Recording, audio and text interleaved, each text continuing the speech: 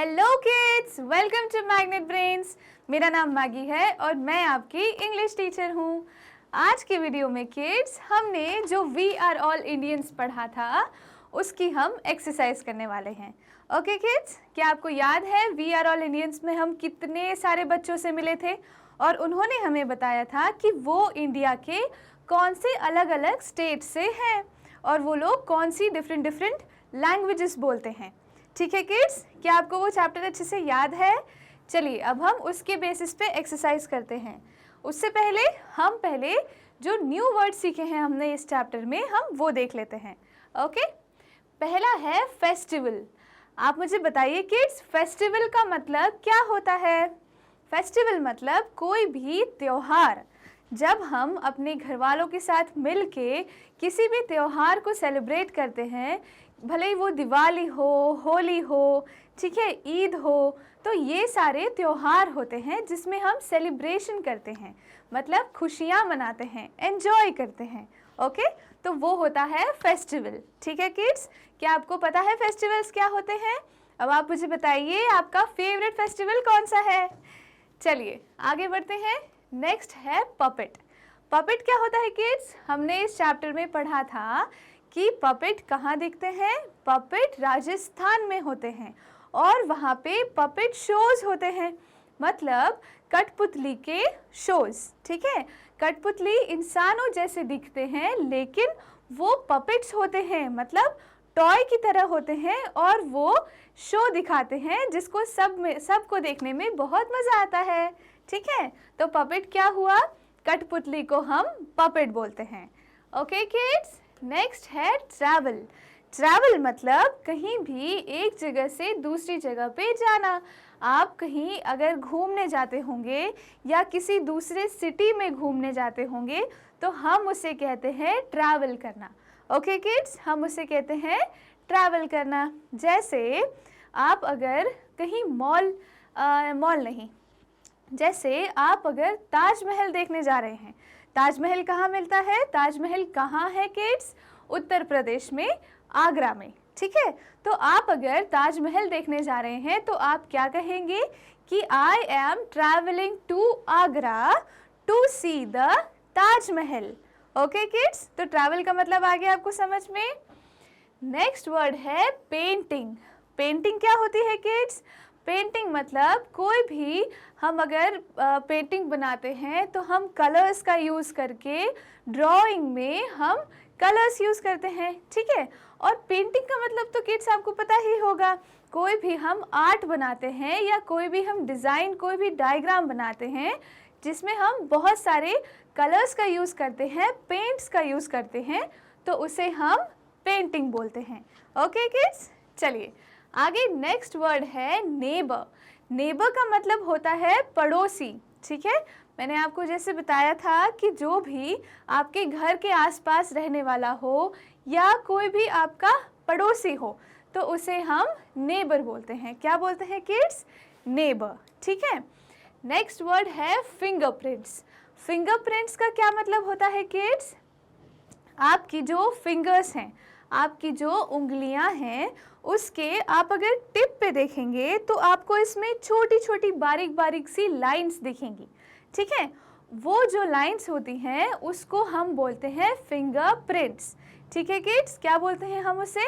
Fingerprints. अगर मैं यहाँ पे बोर्ड पे अपना हाथ बना लूँ, अगर मैं इस तरह से अपना हाथ बना लूँ, ठीक है किड्स, ये तो बहुत बेकार हाथ बना है, मैं फिर से बनाती हूँ अच्छे से।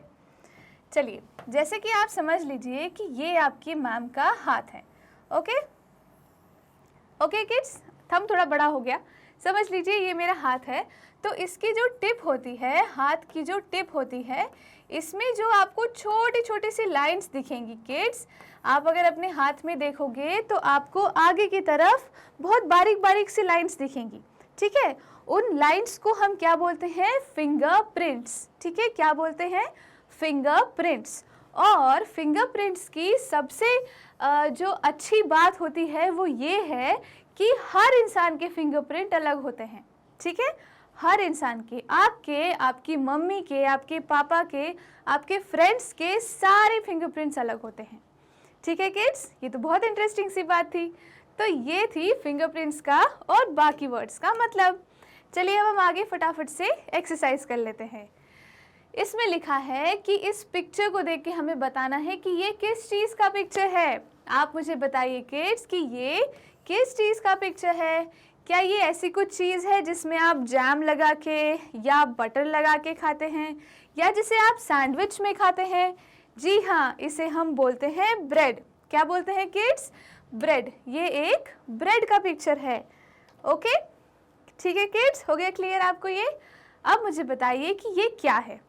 जैसे आप देख रहे हैं कि नीचे से एक पानी की कुछ नदी जैसा बह रहा है ना, और उसके ऊपर एक कुछ बना हुआ है।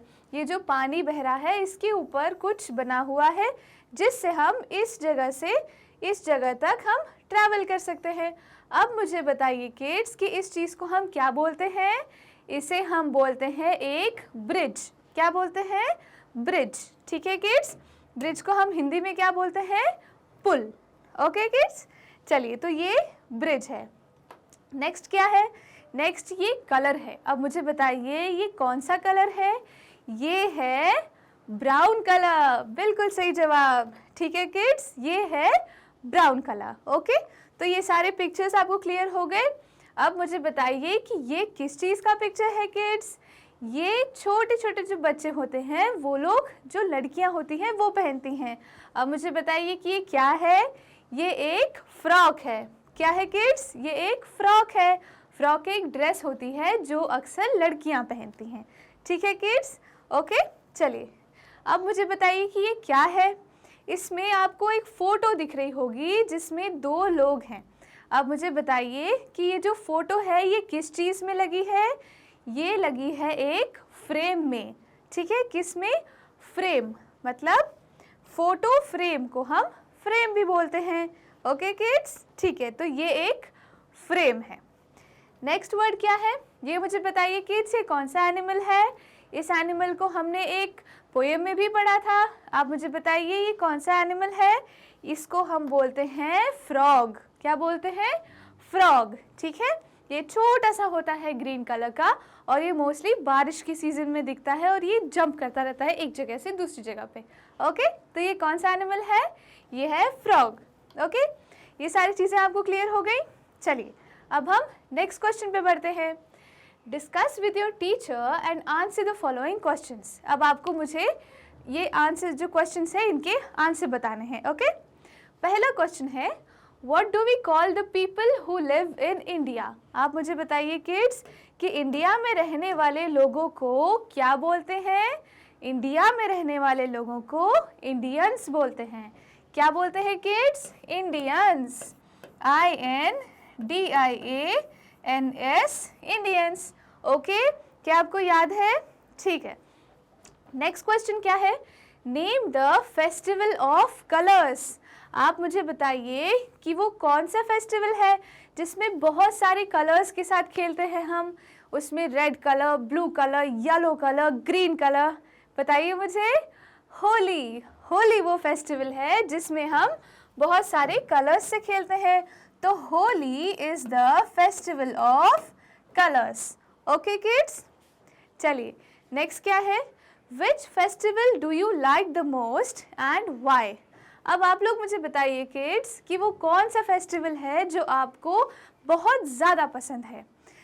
मैं अगर बताऊं कि मुझे कौन सा फेस्टिवल पसंद है तो मुझे दिवाली बहुत पसंद है, क्योंकि दिवाली में बहुत सारे दिए जलते हैं, बहुत सारी लाइटिंग लगती है और बहुत सारे क्रैकर्स जलाने को मिलते हैं। ठीक है, तो मैं अपने भाई बहनों के साथ और अपने मम्मी पापा के साथ बहुत मस्ती करती हूँ। अब आप लोग मुझे बताइए कि आपका फेवरेट फेस्टिवल कौन सा है और क्यों। ठीक है किड्स, चलिए आगे बढ़ते हैं नेक्स्ट एक्सरसाइज पे। Rearrange the jumble letters. The answers will be names of languages. ठीक है, अब यहाँ पे कुछ लेटर्स दिए हैं जो आगे पीछे होके रखे हैं। ठीक है, हमें इन्हें रीअरेंज करके सही मतलब सही तरीके से हमें अरेंज करना है और इससे क्या बनेगा? एक लैंग्वेज का नाम बनेगा। ठीक है, अब मुझे बताइए कि ये क्या है। अगर मैं इस लेटर में से H को पहले लिख दूं तो मुझे बताइए ये कौन सा लेटर बनेगा किड्स? अगर मैं इसमें H को पहले लिख दूँ, उसके बाद मैं लिखूँ I। अब मुझे बताइए मैं क्या लिखने वाली हूँ? नेक्स्ट अगर मैं लिखूँ N, क्या ये सारे वर्ड्स इसमें दिख रहे हैं किड्स? H है, I है, N है, बचा क्या? D बचा और एक और I बचा। तो इससे क्या बन गया? इससे बन गया हिंदी। क्या बन गया किड्स? हिंदी। ठीक है, तो इसी तरह हम बाकी भी करते हैं। नेक्स्ट वर्ड क्या है इसमें बताइए मुझे, हम पहले क्या लिख सकते हैं? अगर मैं इसमें पहले ई लिखूं, ठीक है, तो इसके बाद कौन सा वर्ड है? इसमें आपको एन भी दिख रहा है, तो मैं एन लिख देती हूँ। अगला वर्ड आपको दिख रहा है जी, ठीक है, तो ये मैंने जी लिख दिया। नेक्स्ट अगर मैं लिख दूँ एल और एल के बाद लिख दूँ आई, तो ये मैं कौन सा लैंग्वेज लिखने वाली हूँ किड्स? ये है इंग्लिश। ठीक है, कौन सी लैंग्वेज है? इंग्लिश। ओके, नेक्स्ट मुझे बताइए कि ये कौन सा लैंग्वेज हुआ? अगर मैं इसमें सबसे पहले लिख दूँ यू, ओके, उसके बाद मैं लिखूँ आर। ठीक है किड्स, अब क्या बचा? एक डी बचा और एक और यू बचा, तो मैं डी यहाँ लिख देती हूँ और यू यहाँ लिख देती हूँ। तो ये कौन सा वर्ड बन गया किड्स? ये बन गया उर्दू, और उर्दू भी एक लैंग्वेज है। ओके किड्स, चलिए नेक्स्ट क्या है? नेक्स्ट ये वाला वर्ड है। इसमें अगर मैं सबसे पहले लिख दूँ टी, ठीक है, उसके बाद क्या आएगा? उसके बाद मैं लिख दूँ ई। ओके, अच्छे से लिख देती हूँ। उसके बाद मैं लिख दूँ ई। अब मुझे बताइए क्या बचा? इसमें एक एल है, तो मैंने एल लिख दिया। इसमें यू है और इसमें जी और यू रह गया, तो मैंने जी और यू लिख के इसको बना दिया तेलुगु। ठीक है, क्या हमने पढ़ा था we are all Indians chapter में तेलुगु कहाँ की लैंग्वेज है किड्स? आंध्र प्रदेश की। ठीक है, तो ये हो गया, ये सारे लैंग्वेजेस हो गए। अब नेक्स्ट हमें बट को यूज़ करके, यहाँ लिखा है join the given sentences using but. ठीक है, मतलब ये जो दो सेंटेंसेस हमें दिए हैं, सेंटेंस 1 और सेंटेंस 2, इन्हें जॉइन करना है किससे? बट से। ओके, चलिए पहला देखते हैं कैसे किया है इन्होंने। पहला लिखा है I like to eat mangoes, sentence 2 है I don't like to eat apples. Okay, अब इन दोनों में हमें क्या जोड़ना था? बट। तो इससे क्या बन गया? I like to eat mangoes but I don't like to eat apples. Okay, तो दोनों सेंटेंसेस को हमने बट यूज़ करके जॉइन कर दिया। अब हम आगे यही करने वाले हैं आने वाले सेंटेंसेस में। अब मुझे बताइए कि ये सेंटेंस क्या बनेगा? सेंटेंस 1 लिखा है आई लाइक मिल्क, सेंटेंस 2 है आई डोंट लाइक टी। अब दोनों को आप बट से जॉइन कर दीजिए, तो ये बनेगा आई लाइक मिल्क। उसके बाद हमें क्या लिखना है किड्स? बट। आगे वाला सेंटेंस कौन सा है? I don't like T. Okay, don't like T. तो इस तरह हमने ये दोनों सेंटेंसेस को जॉइन करके एक नया सेंटेंस बनाया। बट का इसमें क्या मतलब है कि मुझे मिल्क पसंद है बट मुझे क्या पसंद नहीं है? मुझे टी पसंद नहीं है। I like milk but I don't like T. ठीक है, अब देखते हैं नेक्स्ट सेंटेंस क्या है। माई grandfather is old, sentence 2 he is strong. अब हमें इन दोनों सेंटेंसेस को किस चीज़ से जॉइन करना है किड्स? बट से। ओके, किस चीज़ से? बट से। तो हम लिखेंगे माई ग्रैंडफादर इज़ ओल्ड। ठीक है, मतलब मेरे जो ग्रैंडफादर है, मेरे जो दादाजी है या नाना जी हैं, वो ओल्ड हैं। उसके बाद हमें क्या लिखना है? बट ही इज़ स्ट्रॉन्ग, मतलब कि वो ओल्ड है लेकिन वो बहुत स्ट्रॉन्ग है। ओके किड्स, अब मुझे बताइए ये सेंटेंस आपको समझ में आया? इसको हमने किस चीज़ को लेके ज्वाइन किया? बट से। ठीक है, हमने इसे बट से ज्वाइन किया। Okay kids, clear? चलिए नेक्स्ट सेंटेंस देखिए क्या है। चलिए अब नेक्स्ट सेंटेंस क्या है? सेंटेंस 1 है I wanted to go out, sentence 2 है आई वॉज टू टायर्ड। अब हमें इन दोनों सेंटेंसेस को बट से ज्वाइन करना है, तो हम क्या लिखेंगे? I wanted to go out, का क्या मतलब हुआ कि मैं बाहर जाना चाहती थी, but I was to tired, मतलब कि मैं बहुत थकी हुई थी इसलिए मैं नहीं गई। But I was to tired, कि मैं बहुत टायर्ड थी। ठीक है, तो इन दोनों चीज़ों को हमने किस चीज़ से ज्वाइन किया? बट से। ओके किड्स, तो ये आपको समझ में आया कि बट का मतलब होता है कि हम एक चीज़ के बारे में बता रहे हैं लेकिन हम उसकी बात बता रहे हैं कि उसमें क्या प्रॉब्लम आ गई। ओके, तो ये था आज की वीडियो। अब आज की वीडियो में हमने क्या क्या सीखा? हमने बट का यूज़ सीखा, हमने नए नए वर्ड सीखे और हमने ग्रामर भी सीखा। ओके किड्स, अब हम आने वाले वीडियोस में और अच्छी चीज़ें पढ़ने वाले हैं। ठीक है, ये सारे वीडियोस आप मैग्नेट ब्रेन्स के वेबसाइट और एप्लीकेशन पे भी देख सकते हैं। ठीक है किड्स, तो अब हम नेक्स्ट वीडियो में मिलते हैं। तब तक के लिए thank you so much, bye bye.